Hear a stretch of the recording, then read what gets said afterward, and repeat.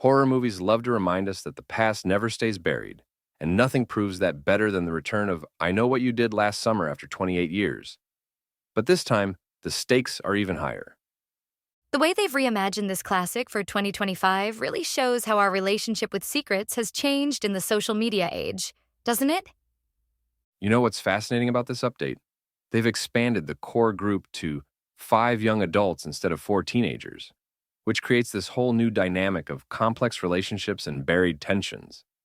That 4th of July scene really sets everything in motion. The fireworks, the drunk driving, and that fatal moment of poor judgment.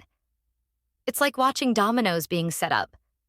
Speaking of which, let's talk about how brilliantly they've woven the original characters into this new narrative.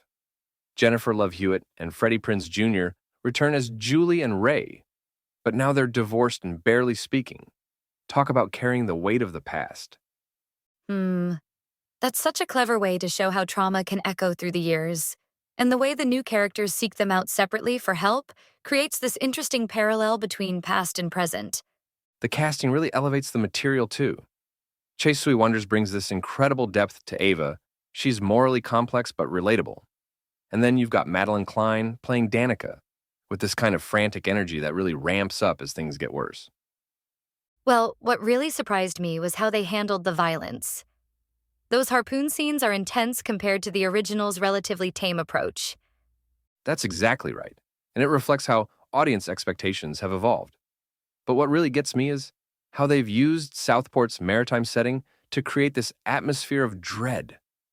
Those foggy docks and dark marinas become characters in themselves. The location definitely adds layers to the story. So how do you think they managed to balance nostalgia with innovation? Well, they've done something really smart here. They've kept the core themes that made the original work. Guilt, consequences, the past coming back to haunt you. But they've updated the context for a world where keeping secrets is harder than ever. The social media element really adds this extra layer of tension, like every text message could expose everything. And let's talk about how they've structured the mystery. The way they drop these little breadcrumbs throughout the film, it's like they're daring you to figure it out before the reveal. Though that reveal definitely requires some suspension of disbelief, don't you think? Oh, for sure, but that's part of the genre's DNA. What's more interesting is how they've used this framework to explore deeper themes about privilege, responsibility, and the bonds between friends under extreme pressure. The way they handle those group dynamics really sets this apart from typical slasher fare. You know what's really clever? How they've set up potential threads for a sequel without making it feel forced. Given the 6.5 out of 10 rating, I'd say they've struck a pretty good balance between honoring the past and charting new territory. That's such a good point about the balance. It's accessible to new viewers while still rewarding fans of the original.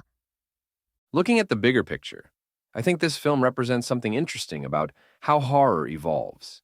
It's not trying to reinvent the wheel, but it is making that wheel roll smoothly for a new generation, while addressing contemporary anxieties about privacy and accountability. The way they've updated everything while keeping the core psychological terror intact is pretty impressive. And that's really what makes this work. At its heart, it's still about the universal fear of our past catching up with us. Whether it's 1997 or 2025, that's something that resonates with everyone.